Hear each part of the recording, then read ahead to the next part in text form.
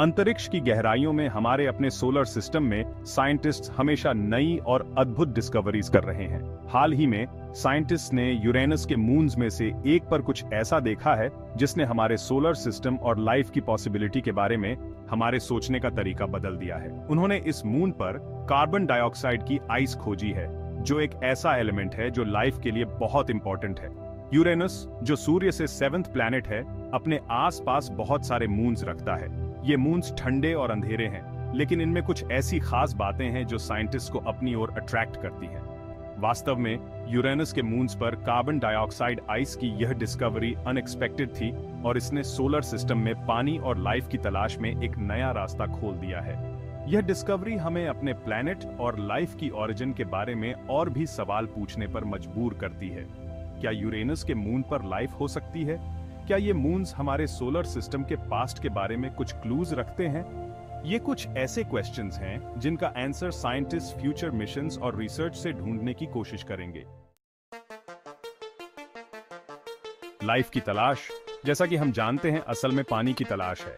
ऐसा इसलिए है क्योंकि पानी एक यूनिवर्सल सॉल्वेंट है और लाइफ के लिए जरूरी बहुत सी केमिकल रिएक्शंस के लिए इंपॉर्टेंट है। हालांकि यूरेनस के मून्स हमारे सोलर सिस्टम के बहुत ठंडे इलाकों में हैं, जहां सतह पर लिक्विड पानी का होना इम्पॉसिबल है। साइंटिस्ट का मानना है कि इन मून्स पर बर्फ के नीचे पानी के विशाल ओशंस हो सकते हैं। यहाँ कार्बन डाइऑक्साइड आइस की डिस्कवरी इंपॉर्टेंट हो जाती है।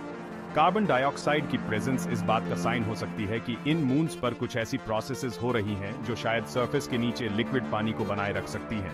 तो कार्बन डाइऑक्साइड आइस का पानी से क्या कनेक्शन है? कार्बन डाइऑक्साइड, जैसा कि हम जानते हैं, ग्रीन हाउस गैस है। इसका मतलब है कि यह सूर्य से आने वाली हीट को ट्रैप करने में मदद कर सकती है।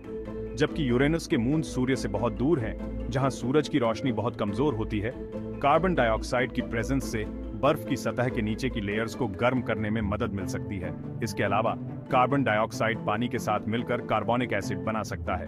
कार्बोनिक एसिड फिर रॉकी कोर के साथ रिएक्ट कर सकता है, जिससे हीट जनरेट होती है जो बर्फ को पिघला सकती है और लिक्विड पानी बना सकती है। यह प्रोसेस, जिसे टाइडल हीटिंग कहा जाता है, इन ठंडे मून्स पर पानी के अस्तित्व के लिए एक अच्छी पॉसिबिलिटी दिखाता है। यूरेनस के मून पर कार्बन डाइऑक्साइड आइस की डिस्कवरी बहुत एक्साइटिंग है क्योंकि यह सोलर सिस्टम में लाइफ की पॉसिबिलिटी के बारे में हमारे विचारों को और क्लियर करती है।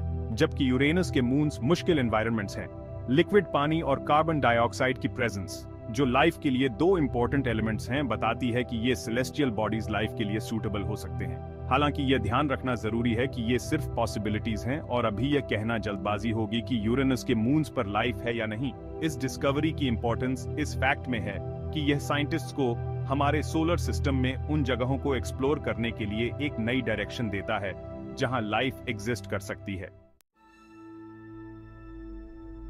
इस डिस्कवरी के बाद साइंटिस्ट यूरेनस के मून्स को और केयरफुली स्टडी करने के लिए बहुत एक्साइटेड हैं।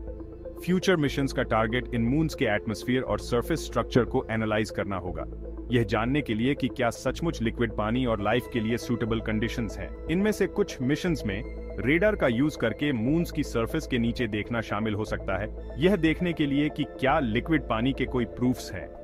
दूसरे मिशंस मून्स के एटमॉस्फेयर को और डीपली स्टडी करने पर फोकस कर सकते हैं, यह देखने के लिए कि क्या लाइफ के कोई साइंस हैं, जैसे मीथेन या अमोनिया।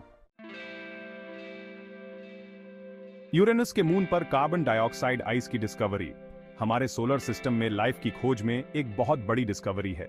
यह इस पॉसिबिलिटी को और स्ट्रांग बनाता है कि हमारे अपने कॉस्मिक नेबरहुड में लाइफ के अनुकूल कंडीशंस हो सकती हैं, और यह हमारे अपने प्लेनेट के अलावा लाइफ के अस्तित्व पर और भी क्वेश्चंस उठाता है। जैसे जैसे हम इन रहस्यमय मून्स को एक्सप्लोर करते रहेंगे, हमें उम्मीद है कि हम अपने सोलर सिस्टम की ओरिजिन और एवोल्यूशन के बारे में और भी डिस्कवरीज करेंगे, और शायद लाइफ की हमारी खोज में आंसर्स भी मिलेंगे।